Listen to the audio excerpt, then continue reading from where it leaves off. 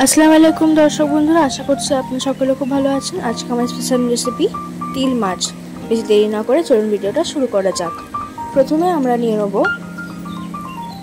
মাছের পিস, ওতে নুন, হলুদ ও সরষের তেল মাখিয়ে নেব।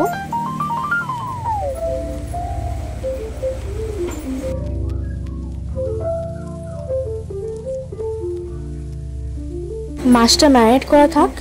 এই সময় একটা প্যানে দিয়ে দেবো সামান্য সরষের তেল, 4টে শুকনো লঙ্কা, গোটা আদা, 3টে কাঁচা লঙ্কা, সামান্য ধনেপাতা।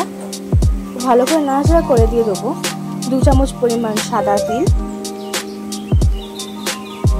ও 2 চামচ পরিমাণ পোস্ত দিয়ে ভালো করে নাড়াচাড়া করে মিশিয়ে নেব।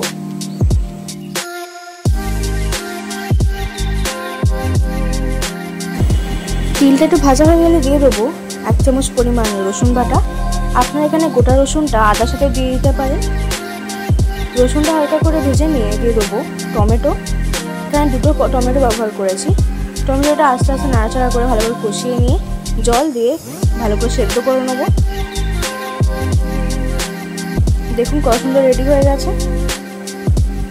এবার ঠান্ডা করে নেবো, দিয়ে পেস্ট বানিয়ে নেবো। এবার আলাদা একটা কড়াই সরষের তেল গরম করে নিয়ে মাছগুলো ভেজে নেব।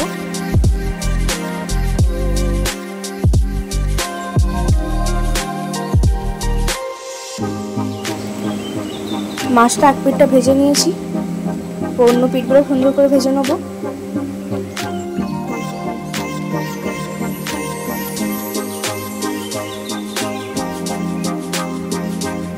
মাছটা ভাজা হয়ে গেলে তেল থেকে আলাদা করে নেব।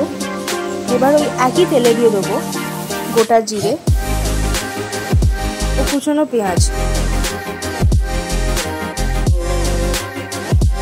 পেঁয়াজটা হালকা করে ভেজে নেব।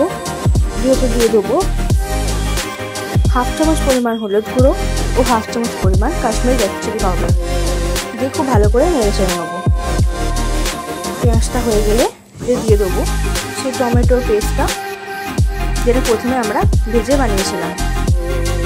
এখানে খুব ভালোভাবে নাড়াচাড়া করে নিয়ে গ্রেভিটা খুব সুন্দরভাবে করে নিতে হবে, যাতে কোনো কাঁচা গন্ধ না থাকে। গ্রেভিটা হালকা ঝোল করার জন্য এখানে আমি জল দিয়ে দেবো এবং মাছগুলোর পিসগুলো এক এক করে দিয়ে দেবো। মাছের পিসটা দিয়ে খুব ভালোভাবে ফুটিয়ে নিতে হবে, যাতে মাছের ভেতরে রসটা যায়। দেখতেই পাচ্ছেন কত সুন্দর রেডি হয়ে গেছে। শেষে দিয়ে দেবো 2টো চেরা কাঁচা লঙ্কা দিয়ে একবার ভালো করে ফুটিয়ে নেবো চাপা দিয়ে। তাহলেই রেডি হয়ে যাবে আমাদের তিল মাছ। ভিডিওটা পছন্দ হলে অবশ্যই চ্যানেলটা সাবস্ক্রাইব করে দেবেন এবং ভিডিওটা লাইক করে দেবেন। আল্লাহ হাফেজ।